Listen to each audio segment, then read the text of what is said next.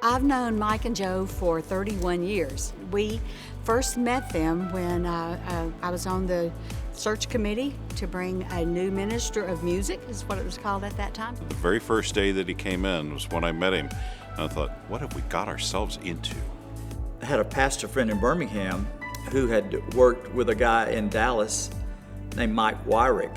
And so I called up my pastor friend in Birmingham and said, tell me about Mike. And he was just raving about Mike, how great he was. And then he mentioned this Mike Wyrick's wife, and it wasn't Joe. I said, so are we talking about the same Mike here? And so we weren't. He was talking about another Mike. I said, well, tell me more about this Mike Parks. I started out asking about one Mike and then got on to Mike Parks.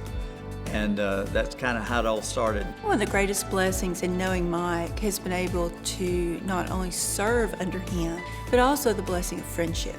It's been a blessing to be his friend and be, for Joe and Mike and Kristi and I to be such good friends and do so many things together.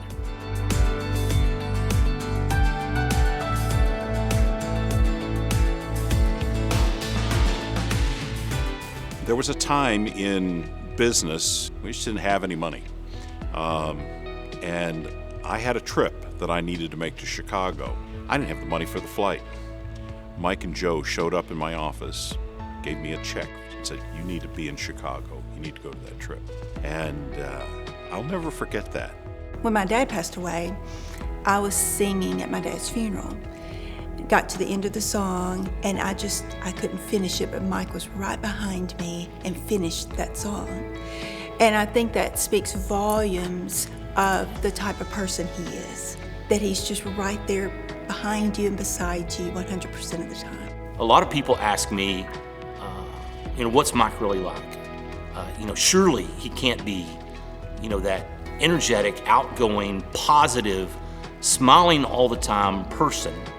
And he is. That is the genuine Mike. I've often said that Mike is really one of the happiest guys I've ever been around. And that smile that you see on his face is genuine. It's not something he just puts up there when he leads worship. I imagine when he goes to sleep at night, he's got that big smile on his face because he loves the Lord and loves his church.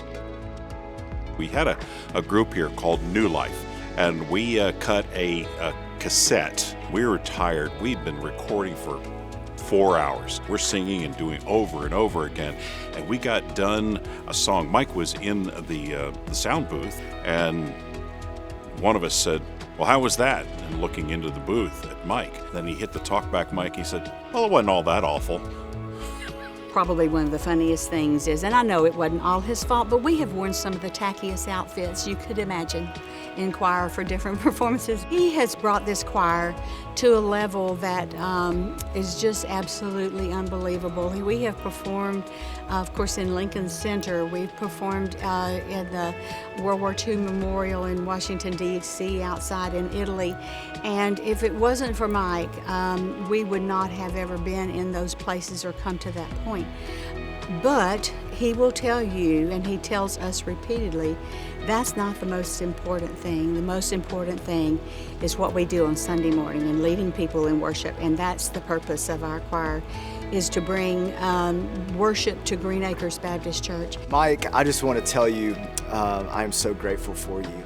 And these past 3 years of serving with you has really been one of the greatest joys of my life. When you look at the life of your ministry, it can be defined by many things. It can be defined by music, it can be defined by your joy, it can be defined by the fact that you are faithful to your bride with Joe. And man, you are a living example of what it means to die to yourself so that others may know Christ better.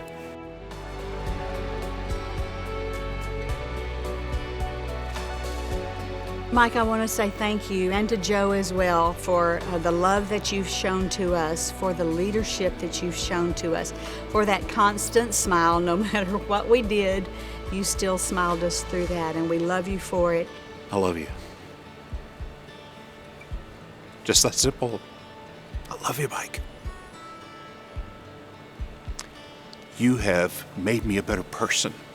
Thank you, Mike and Joe, for your years of service here at Green Acres. The worship ministry would not be where it is without you and all the hard work and dedication. Thank you for the service you've given our church. Thank you for your dedication, the hours and hours and hours that you put into a production, that you put into planning for Sunday mornings, that you put into planning for the future. It is deeply appreciated. And I have nothing but gratitude to God that He allowed us to work together for so long. And so on your retirement, Mike, congratulations. I just want to tell you that I love you and I'm grateful for you. And thank you for allowing me to serve alongside you.